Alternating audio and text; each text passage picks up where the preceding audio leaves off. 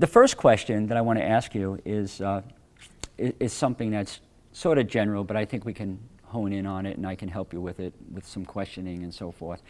The first question is, what traits and characteristics do you believe are essential for a coach in order to be an extraordinary leader?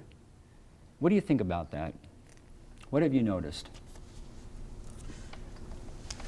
Well, for me, I think the biggest one is to be able to project your passion for the game. A lot of people, a lot of coaches have passion, but sometimes you're not able to like show your team that, you know what I mean? I think you have to be willing, you have to have ways to really like influence. Absolutely. You know what I mean? Do you have a coach like that? Yeah, I do actually. Bill Beanie, the hockey coach. Really? What does Bill do? He's kind of actually, he's a more quiet guy, but you can tell just by the way he carries himself and by the way he speaks that he really has that passion for the game, and that kind of gets me going. Yeah. Wonderful. What's some of the other ingredients that you think about when you think about traits and characteristics of a good coach and a coach that can inspire you and empower you? What kind of things? In my opinion, a coach that's calm under pressure.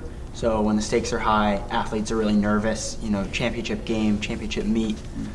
Athletes need to be able to look to their coach and see that their coach is calm, they're centered, they're grounded. They trust the work that they've put in, their athletes have put in, so that their athletes can see that they're calm, so that they can take that in turn. Yeah. Imagine if I were so uptight and so tense right now. All right, next question is, and I go like this, and what's your answer? And like, you guys are gonna like, it's not going to happen, is it? Right. It's not going to work. If I'm relaxed and I'm calm, it's going to translate into you being relaxed and calm, and that's a very important quality to understand.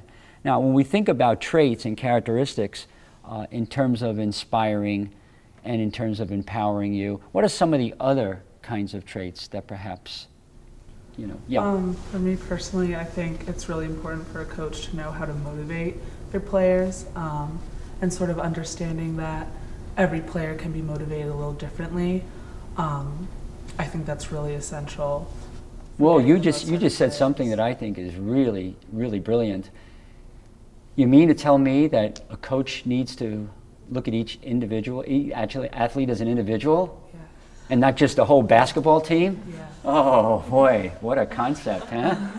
Imagine, imagine being treated like a person individually. So yeah, I like that. So individually, because what gets you going might be different than what gets Katie going, as an example, right? And so if I know that as a coach, I've got to be tuned into you.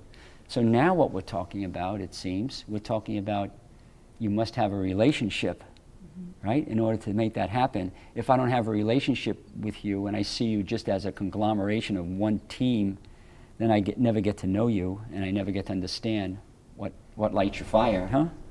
Okay, so keep going. This is wonderful. I love this. Yeah. So what other kind of traits, characteristics? I think something that really inspires me is how my coach creates a sense of tradition and how the team, that we're a part of something much bigger than just ourselves. So we're throwing ourselves into something that's this big entity that many people have been a part of. She always talks about how we stand on the shoulders of those that came before us, and that we're part of this team, this tradition that's been around for so long, and that we're lucky to be a part of it. That's pretty inspirational. I'm getting goosebumps right now. Can you see them? Yeah, really, seriously. I mean, I take that to heart, and when I hear that, it energizes me.